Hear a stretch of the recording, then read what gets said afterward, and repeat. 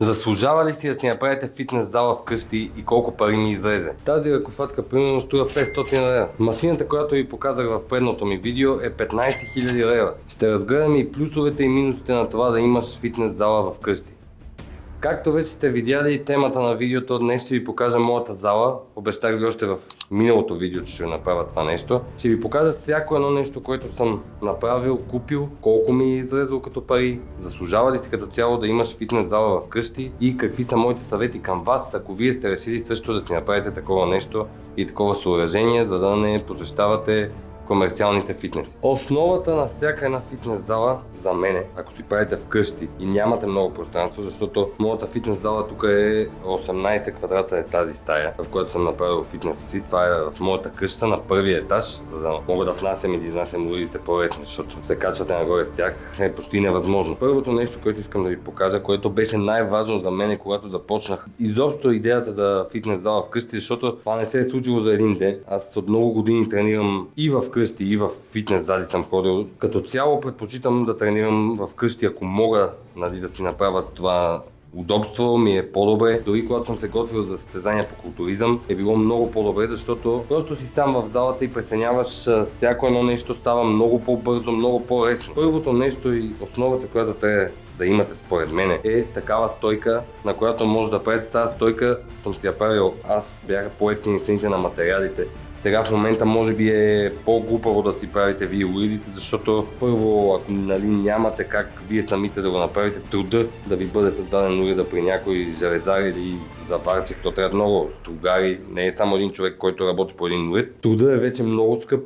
Материалите са много скъпи и по-добре да потърсите вариант да си купите стойка, но има и скъпи варианти, има и ефтини. На мен така ми излязло най-ефтино. Тази стойка, основата, тук на тези куки съм ги направил, за да може да се кляка. Тези са за горна лежанка и за рамо. Трябва ви една пейка, ето тук пейка, да не се вижда, после ще се покажем. Куки за лежанка и долни куки, от които да откачате, да гребете с штанга, да правите трапец, каквото ви е кеф, всеко едно упражнение, което мъртва тяга, което трябва да се навеждате, нали? Не искате да тръгвате от пода, затова са направени тези купи. Тук съм си вградил за дискове два шиша, да мога да си редят дисковете, така и стойката е по-стабилна. И това го направихме преди няколко месеца. Бях купил от едно момче тези стойки за кофички, обаче за да не ни вземат место, ги отрязахме и ги заварихме директно на стойката, като добавихме и лозо за набиране, който вече не ползвам, ще видите по-натам в видеото, защото съм си купил кросовър, на който може да се набираш. След като имате вече тази стойка и пейката, вече ви трябва лост. Лоста струва от порядъка на 200 до 1000 лева,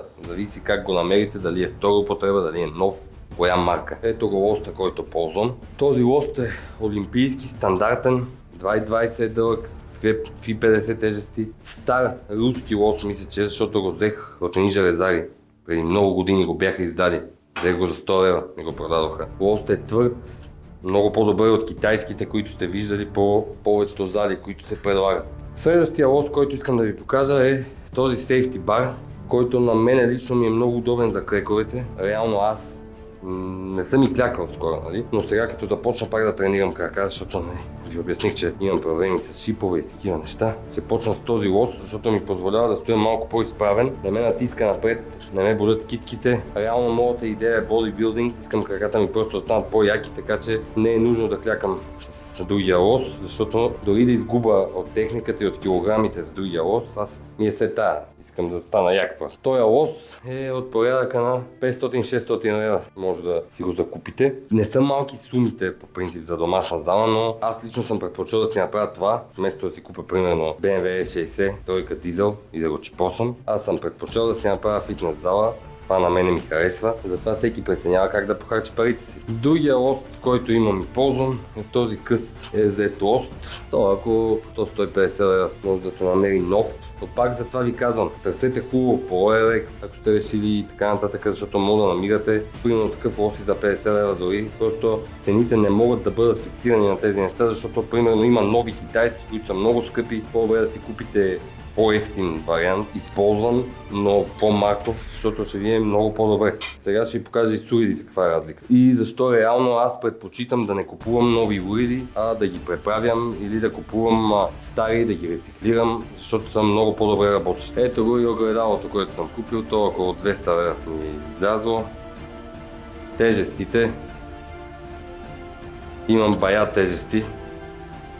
Тежестите са около 4 лева на килограм се продават. Така че сумите не са малки, имам и по-хубави дискове от тези, които ви показах. Тези, които ви показах са Bumper Freight. Ето тук ви показвам, имам Иванко дискове, които са американски редки. Жълтите са Ленинград, руски, стари щангистски дискове. С цифра, по принцип, доста килограми имам. Като ги сметнете по 4 сабая, имам там дискове Кетър, които са FI30. Използвам ги за скрипеца, да си добавям тежест към него. Следващото нещо, което ви трябва, са дъмбели. Дъмбелите пак са около 3 лева на килограм, 2,50 са най-ефтините, които може да намерите. Стойката е от порядъка на 100-200 лева, може да си купите стойка. Тежестите отдолу са ми от преди. Тези две щанги късите също ги използвам. И реално не мога да ви кажа каква стойност са, ако си правите зала, ще трябва да ги платите, но аз не съм ги плащал, те са много отдавна. Сега започваме и с уредите, които имам. Той уред реално просто много ми харесва, прави едно нещо само, той е за гръб.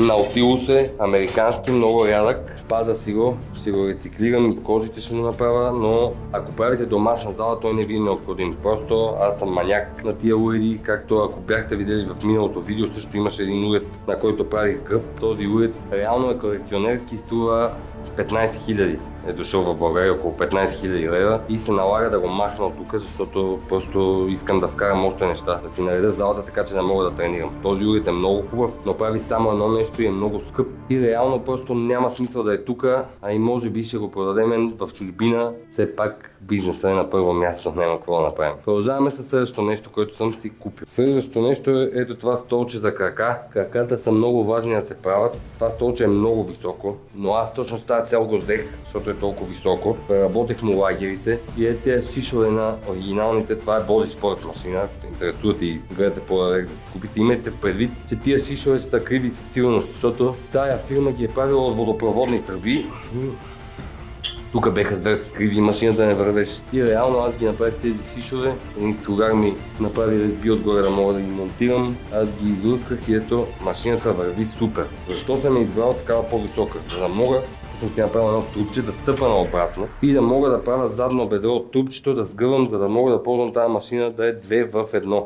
Това е много важно за всеки един фитнес уред.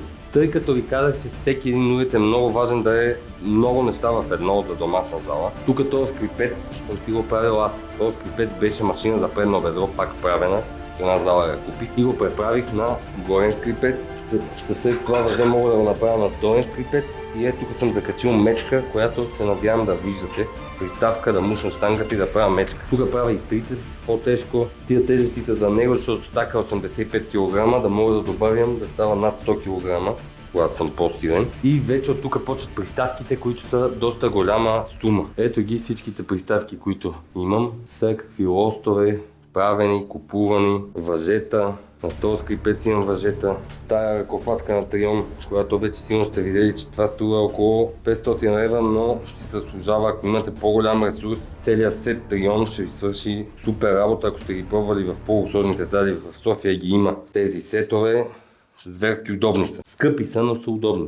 Следващото нещо е ето този кросовър. Cybex. Също е адски важна машина. Това е много важно. Тук правя поне 10 упражнения. Пак правя трицепс, гърди, гръб, гребания правя, напирам се, кросовър, задно рамо. Изключително много е важно това нещо. Следващото нещо е тази рек преса, която все още чиста. Тук си правих музика до сега с шкафче, да си сложа добавките. Това са неща, които са от сега в момента ги правя. Тук е рек пресата, малко стара версия на рек преса. Сега има модерни версии, по-задите слагат и правят с такъв тип на 90 градусова. Сложил съм нея, имам и друга рек преса, която сега ще ви покажа на екрана.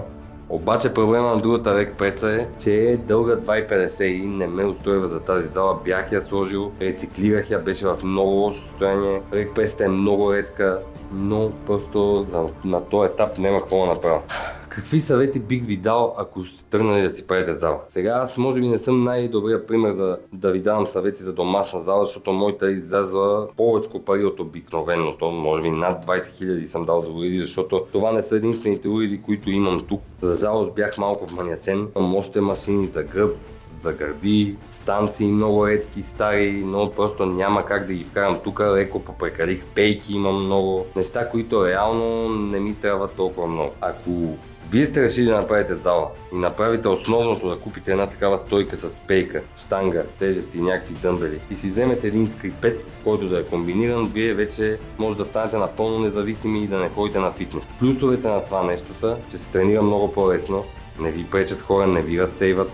Може да сте много по-сериозни в тренировки. Но минусите са, че ако не сте достатъчно мотивиран, някои хора отиват в залата за да търсят социални контакти, да се развличат там и реално не напъват толкова много на тренировката, колкото на социалния мотив да отидат да се запознаят с жени, с хора, да общуват с тях. Тогава това е голям минус за вас. За мен лично, аз дори когато съм се подготвил за състезания, винаги това е било целта ми да тренирам сам, защото ми е много по-удобно. Въпреки че ви трябва някой да ви пази, аз си правя сметката, когато тренирам напълно сам, или викам някой приятел и тренираме заедно, еднакви неща правиме, така е още по-добре, ако имате с кой. Сега тук за кардиото имам и пътеки, затова ви казвам, че не съм най-добрият пример, имам силно 4-5 уреда за кардио, дал съм доста пари, не ме е яд, може да карам E60 и да дрифтирам с нея, но предпочитах да си направя фитнес зала. Надявам се видеото да ви е харесало, ако ви е харесало, покажете го, харесете го и искам да благодаря на всички, които коментират и харесват видеята ми, защото сте адски много хора за активността, която имах.